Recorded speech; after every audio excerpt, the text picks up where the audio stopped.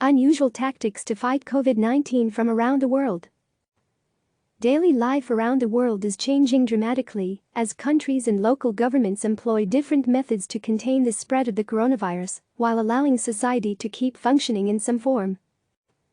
Many nations are testing new techniques to help ease restrictions without causing a second wave of infection, while others are trying radical strategies to stop their case numbers from climbing. These are some of the more unusual tactics.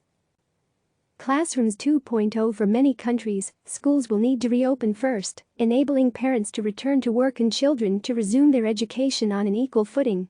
Denmark is showing how that can be done, starting with students aged under 12. Schoolyards have been split into sections with tape, and classes are smaller, so that desks can be placed 2 meters apart. Children arrive and take breaks at staggered intervals, wash their hands on arrival and every 2 hours, and remain outside as much as possible.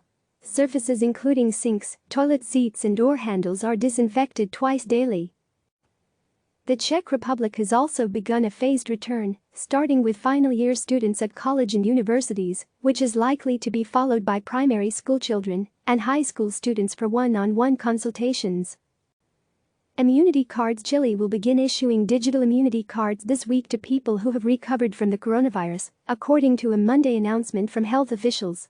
The so-called COVID cards will be issued to people who tested positive for the virus and who have shown signs of recovery following a 14-day quarantine. UK Health Secretary Matt Hancock said earlier this month that the UK was looking at the idea of an immunity certificate or passport to allow those who have antibodies to get as much as possible back to normal life. Dr. Anthony Fauci, the director of the National Institute of Allergy and Infectious Diseases in the U.S., said the idea of Americans carrying certificates of immunity to prove they have tested positive for the antibodies to the coronavirus might have some merit under certain circumstances. Weekend-only lockdowns. Turkey has enforced weekend-only lockdowns, 48-hour curfews affecting 3/4 of the population in 31 provinces. During the week, the stay-at-home order only applies to those under the age of 20 or over 65. All other citizens are in theory allowed to go out, although many small businesses are closed, restaurants are open for delivery or pickup only, public places like parks are off limits, and banks have limited hours. The Navajo Nation in Arizona has also enacted strict weekend lockdowns, during which members cannot leave their homes. In Libya, members of the public are only permitted to walk between the hours of 7 a.m. and 12 p.m., and stores are only open during these hours. Age-specific restrictions. Turkey isn't the only country that has decided to restrict movement by age. In Sweden, those aged 70 and over have been asked to stay at home.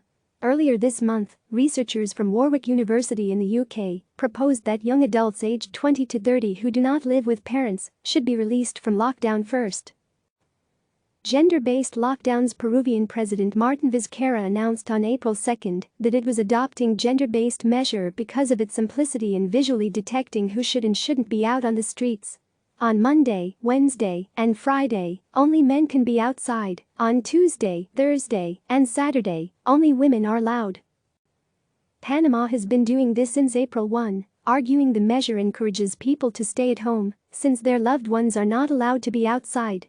Some cities in Colombia, including its capital Bogotá, are also only allowing men and women to leave the house on alternate days. Luck of the draw. Some parts of Colombia have also implemented additional measures.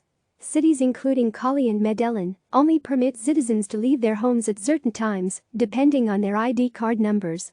This does not affect essential workers. Under their eye, several countries have used drones to monitor locked-down citizens. Italy's National Civil Aviation Authority, ENAC, authorized the use of drones to monitor the movements of citizens back in March. Not long after the UK announced lockdown measures in late March, one police force posted a video of drone footage showing people walking through Derbyshire's Peak District National Park, amid growing concern around draconian tactics overreach by the authorities.